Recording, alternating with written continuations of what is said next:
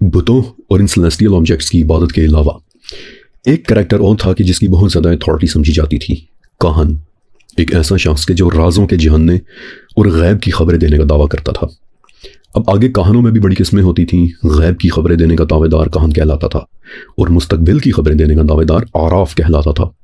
और हर एक की मेथडोलॉजी मुख्तलिफ होती थी। कोई आईने या चांदी के बर्तन में पानी डालकर फिर उसमें देखकर गैब की खबरें बताता था, और कोई जानवरों को ज़िबाह करके उनके इंटरनल ऑर्गन्स को टेबल के ऊपर फैलाता और फिर उन ऑर्गन्स को देखकर मुस्तकबिल की पेशन गोइयाँ करता था।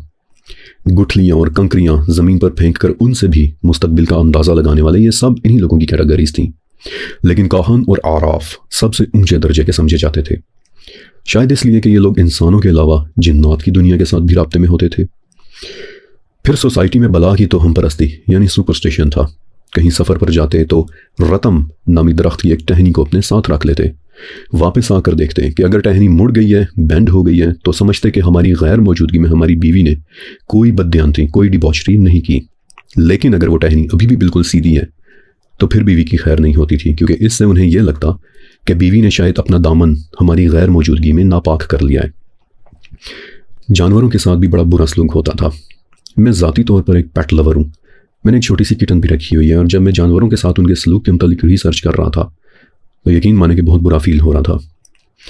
जब कोई आदमी मर जाता तो उसके ऊँट या घोड़े या गधे को उसकी कब्र पर बांध देते थे, जब तक कि वो जानवर बेचारा भूख से ना मर जाए, क्योंकि उन लोगों का मानना था कि मरने वाले की अगली ज़िंदगी के सफ़र में यह सवारी उसके काम आएगी।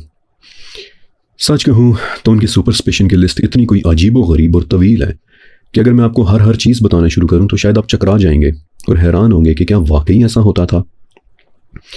मसलन एक बात और भी मुझे याद आ गई कि अगर किसी औरत के बच्चे मर जाते तो ये लोग उसे मशवरा देते कि तुम किसी बड़े और शरीफ आदमी की कब्र पे जाओ, उसकी रिमेन्स को कब्र से निकालो, उन्हें अपने पैरों तले रौंदो, उन्हें डेसिक्रेट करो, तो तुम्हारे बच्चे बच जाएंगे। ऐसी ऐसी अजीब व गरीब बातें होती थी। लेकिन एक चीज़ और कि जो बताते हुए मुझे बिल्कुल अच्छा नहीं लग रहा, वो थी दुख्तर कुशी की रस्म। अरब में बेटियों को पैदा होते ही मार देने की रस्म बहुत ज़्यादा तकलीफदेह थी, और कुछ घराने तो इस संग दिली में इस हद तक आगे बढ़ चुके थे कि आप यकीन भी नहीं करेंगे।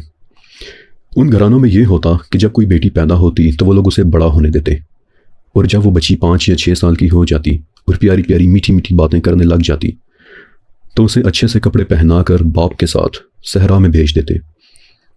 वहाँ बाप उसका गड़ा खोदता, बच्ची को उसके किनारे खड़ा करता और फिर पीछे से उसे धक्का दे देता। वो बेचारी अंदर गिर कर रोती, चीखती, चिल्लाती, और ये पीछे से आंखें बंद किए संग दिलों की तरह रेत या मिट्टी उस घड़े में डालता रहता।